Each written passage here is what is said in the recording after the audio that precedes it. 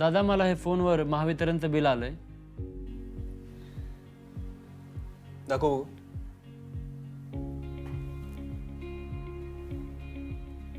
Payment done. हा कसला code scan केला? म्हणजे हे काय आहे आणि कसं काम करतं? याला UPI म्हणतात. हे पैसे डिजिटल पद्धतीने पाठवण्याची सोय आहे. चल, हे कसं कार्य करतं ते समजून घेऊया. आणि हे तुला माहीत असायला हवं. UPI म्हणजे काय? ते UPI म्हणजे युनिफाईड पेमेंट इंटरफेस. हे एक प्रणाली आहे जी तुझ्या बँक खात्याला ॲपशी जोडते आणि तात्काळ पेमेंट्स करण्यास मदत करते. उदाहरण, जर मला भाजी विक्रेत्याला 200 रुपये द्यायचे असतील तर मी त्याचा QR कोड स्कॅन करू शकतो आणि पैसे लगेच पाठवले जातात. म्हणजे छोट्या व्यवहारांसाठी पैसे घेऊन फिरायची गरज नाही. अगदी बरोबर. यामुळे रोजच्या व्यवहारांना सोपे आणि जलद बनवू शकतो आपण. आता डिजिटल व्यवहार म्हणजे काय? तर स्मार्टफोन, टॅबलेट आणि संगणकाचा वापर करून ऑनलाईन पेमेंट करणे.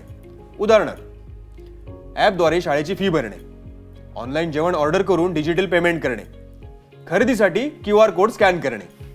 म्हणजेच कॉलेजच्या फी सारख्या गोष्टींसाठी हे उपयोगी आहे.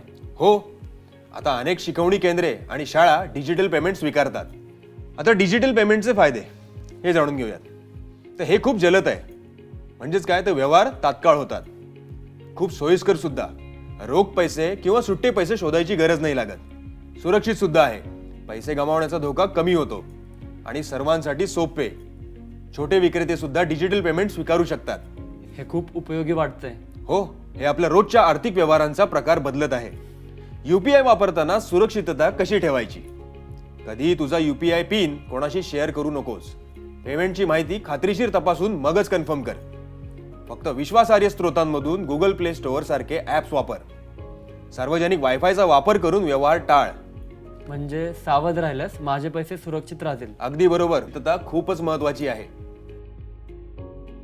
थँक्यू दादा. आता मला UPI कसं कार्य करतं आणि सुरक्षिततेने कसं वापरायचं ते समजलं. खूप छान ऋषी. डिजिटल पेमेंट्स हे भविष्य आहे आणि आता तुला हे शहाणपणाने वापरता येईल. येस. आता नेक्स्ट टाइम जेव्हा बिल येईल तेव्हा मीच स्कॅन करून पेमेंट करेन. खूप छान.